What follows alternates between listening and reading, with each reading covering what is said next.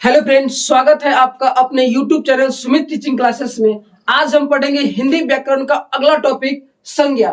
तो आइए इसको हम डिस्कस करते हैं। संज्ञा किसी व्यक्ति, वस्तु, स्थान या भाव के नाम को संज्ञा कहते हैं। जैसे कि मोहन एक व्यक्ति का नाम है, या राम एक व्यक्ति का नाम है, टेबल एक वस्तु का नाम है, चाहे खुद एक मार्कर एक वस्तु है, पटना एक शहर का नाम है यानी कि स्थान है, दिल्ली एक स्थान है। उसके बाद में बुढ़ापा, जवानी या बचपना एक भाव है।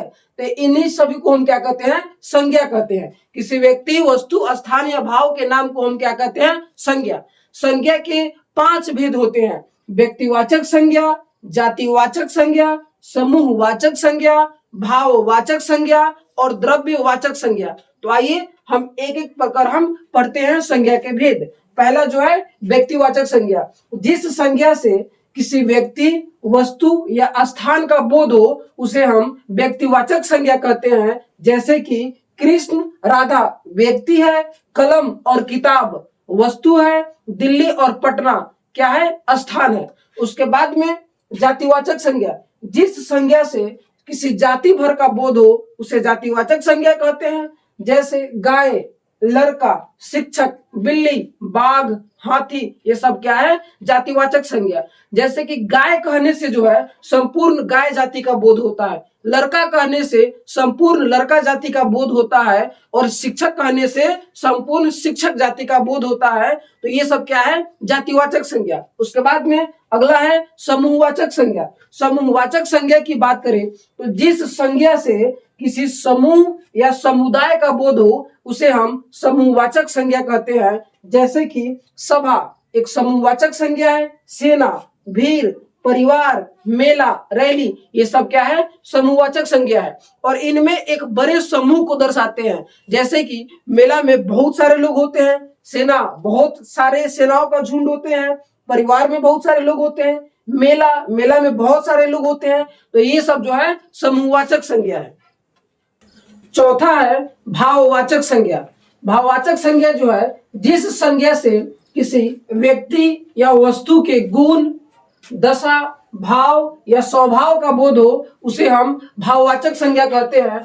जैसे कि अच्छाई और बुराई ये गुण है, खुशी और दुखी ये दशा है, प्रेम और घृणा ये भाव है, और उसके बाद में सरलता और नम्रता ये जो है स्वभाव है। ये क्या है? स्वभाव है। उसके बाद में पांचवा जो है द्रव्यवाचक संज्ञा।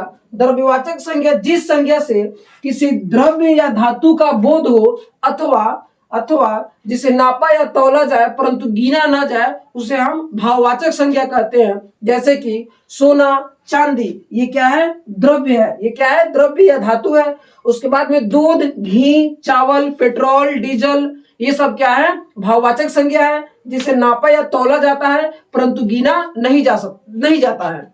इसके बाद हम लोग पढ़ेंगे सर्वनाम। सर्वनाम की बात करें तो संज्ञा अथवा नामों के बदले जो है जिन शब्दों का प्रयोग किया जाता है उसे सर्वनाम कहते हैं। जैसे कि मैं, तू, तुम लोग, हम लोग, वे लोग इत्यादि ये सब क्या है? सर्वनाम है। सर्वनाम के 6 भेद होते हैं। आइए हम एक एक कर पढ़ते हैं। पहला जो है पुरुषवाचक सर्वनाम।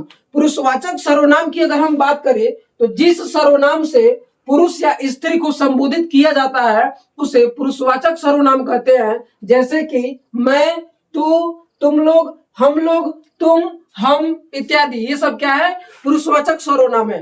पुरुषवाचक सर्वनाम के 3 पार्ट होते हैं: उत्तम पुरुष, दूसरा मध्यम पुरुष और तीसरा जो है अन्य पुरुष।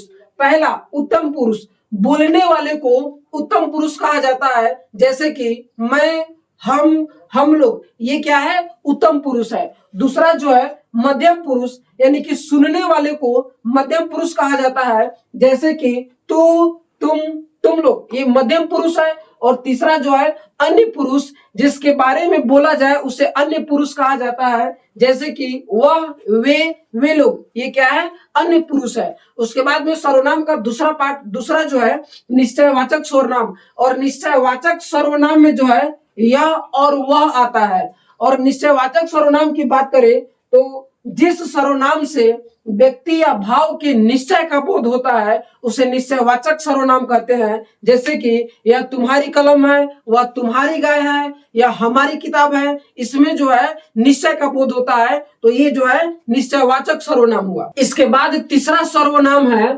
अनिश्चयवाचक सर्वनाम। और अनिश्चयवाचक सर्वनाम के अंतर्गत कुछ आता है और कोई आता है। जिस सर्वनाम से व्यक्ति या भाव के अनिश्चय का बोध होता हो उसे अनिश्चयवाचक सर्वनाम कहते हैं। जैसे कि दरवाजे पर कोई आया है, यहाँ पर अनिश्चय का बोध हो रहा है। कुछ खा लो, यहाँ पर जो है अनिश्चय का बोध हो रहा है। उसके बाद में अगला सर्वनाम जो है संबंधवाचक सर्वनाम। और संबंधवाचक सर्वनाम के अंतर्गत जो और सो आता है। और इसका डिफिनेशन इस प्रकार है कि जिस सर्वनाम से संज्ञा के साथ संबंध जोड़ा जाता है उसे संबंधवाचक सर्वनाम कहते हैं। जैसे कि जो पढ़ेगा सो पास करेगा, यहाँ पर जो और सो संबंध जोड़ा जा रहा है। उसके बाद में जो कहा सो करो, यहाँ पर संज्ञा के साथ संबंध जोड़ा जा रहा है। उसके बाद में अगला सर्वनाम है निजवाचक सर्वनाम। और निजवाचक सर्वनाम के अंतर्गत स्वयं आते हैं, खुद आते हैं और अपने आप आते हैं। इसका परिभाषा इस प्रकार है कि जिस सर्वनाम से निजता का बोध हो उसे निजवाचक सर्वनाम कहते हैं। जैसे कि यह काम स्वयं कर लूंगा, यहाँ पर जो है स्वयं जो है निजता को दर्शा रहा है। उसके बाद में सर खुद पढ़ा लेंगे, यहाँ पर जो है खुद जो है निजता का बोध करा रहा है। उसके बाद में सर्वनाम का सबसे लास्ट पॉइंट जो है प्रश्नवाचक सर्वनाम। और प्रश्नवाचक सर्वनाम के अंतर्गत कौन और क्या आता है। इसके अंतर्गत ये है कि जिस सर्वनाम से प्रश्न पूछने का बोध हो उसे प्रश्नवाचक सर्वनाम कहते हैं। जैसे कि कौन हंस रहा है, यहाँ पर प्रश्न पूछा जा रहा है। आप क्या करते हैं, प्रश्न पूछा जा रहा है। उसने क्या देखा, प्रश्न पूछा जा रहा है। इस प्रकार जो है आज संज्ञा और सर्वनाम भी समाप्त हो गया। अब मिलते हैं आपको नेक्स्ट वीडियो में नेक्स्ट टॉपिक को लेकर। तब तक आज के लिए इतना ही।